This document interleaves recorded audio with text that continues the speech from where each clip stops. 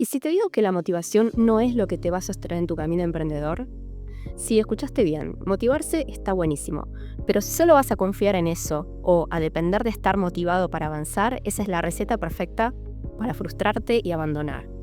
Hoy quiero que hablemos de eso que no muchas personas te dicen cuando estás emprendiendo solo, que es que la motivación es inestable.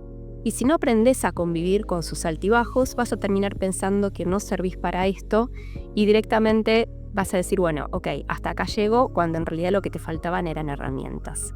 Por eso hoy te voy a compartir algunas estrategias súper efectivas que me sirven a mí para mantener la energía, seguir avanzando y reconectar con el propósito cuando las ganas desaparecen.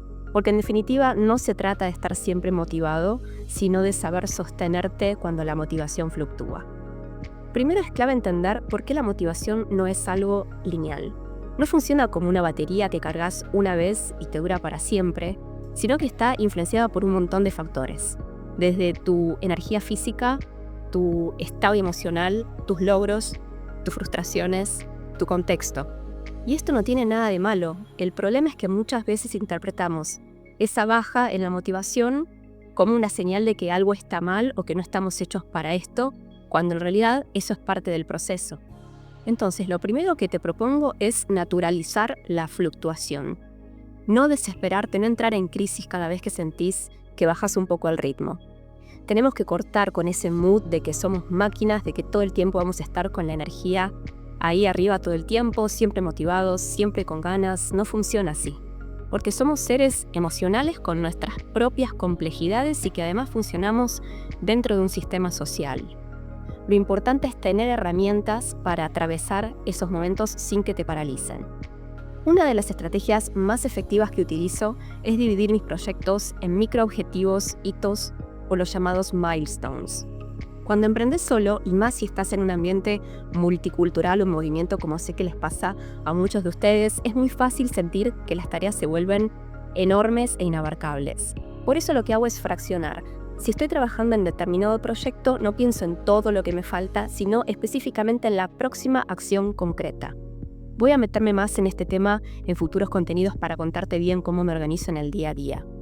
Además me apoyo en rituales. Y no hablo de rituales como algo fijo o rígido, sino simplemente como hábitos que me ayudan a encontrar el ritmo a mi día a día, a enfocarme más, a mejorar mi productividad.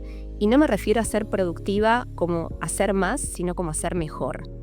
Por ejemplo, los domingos a la nochecita en general hago mi planificación semanal. O por ejemplo, cada vez que voy a desarrollar una tarea que quizás implica un poco más de creatividad, conexión y presencia, lo que hago es una breve meditación, paro unos minutos, respiro profundo, coloco una intención de cómo me quiero sentir en esa sesión, visualizando el resultado y definiendo el tiempo que le quiero invertir a esa tarea en específico.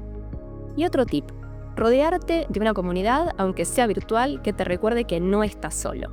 Esto puede ser participar en grupos de masterminds, en grupos de emprendedores o simplemente intercambiar con colegas en el día a día. Emprender solos no significa que tengamos que estar solos, al contrario. Y algo que me cambió muchísimo mi forma de emprender es entender la importancia de los sistemas de recompensa. ¿Por qué? Porque cuando trabajas en relación de dependencia, las recompensas suelen estar más claras, ¿no? Un aumento de sueldo, un ascenso, un reconocimiento. Pero cuando estamos emprendiendo solos, si no pones tu propio sistema de recompensas, podemos caer en esa sensación de, bueno, nada basta. Te invito a pensar entonces, ¿cómo podés celebrar tus logros? Puede ser algo muy simple. Por ejemplo, terminas una tarea, salís a dar una vuelta, te cocinas algo rico, te tirás a descansar un rato, o si por ejemplo terminaste un proyecto importante o un hito importante en tu negocio, podés por ejemplo tomarte un día libre o hacer un día de spa, lo que sientas que encaja mejor con tus gustos y con tu estilo. Eso en definitiva lo vas a definir vos. Lo importante es no avanzar en automático y tachar pendientes de la listita de tareas como si fuéramos robotitos y no parar y tomarnos el tiempo para valorar y reconocer el trabajo hecho. El disfrute también es parte del camino emprendedor y esto es algo que tengo muy presente en mi día a día. Si te interesa este tema sobre cómo equilibrar vida personal con vida profesional, suscríbete porque voy a estar subiendo contenido sobre esto. Por último, algo que para mí es clave, que es el núcleo de todo, tu propósito. Cuando la motivación baja, lo que te sostiene es recordar ¿Por qué empezaste? Reconectar con eso que te impulsó a elegir este estilo de vida, este camino que quizás no es el más cómodo y el más predecible, pero definitivamente es el que está alineado con tu libertad y tus valores. Lo que hago entonces cada vez que me siento un poco perdida o frustrada o desmotivada es reconectar con ese propósito. Me pregunto, ¿esto que estoy haciendo me acerca o me aleja de esa vida que quiero construir? Y esto me lo pregunto para ver si me estoy desalineando un poco de ese horizonte o no, y eventualmente, si es necesario, realineo mis acciones. Y por otro lado me pregunto, ¿qué impacto quiero generar con esto que estoy haciendo? Sentir esto, conectar internamente con esa visión, me ayuda a reconectar de cierta forma con ese fuego interno que fue el que me impulsó en un comienzo a empezar. El propósito entonces funciona como tu norte y la motivación es el combustible que puede subir, puede bajar, pero ahora ya tenemos más herramientas para gestionarlo. Espero que este contenido te haya aportado claridad y herramientas para esos momentos en que la motivación fluctúa un poco.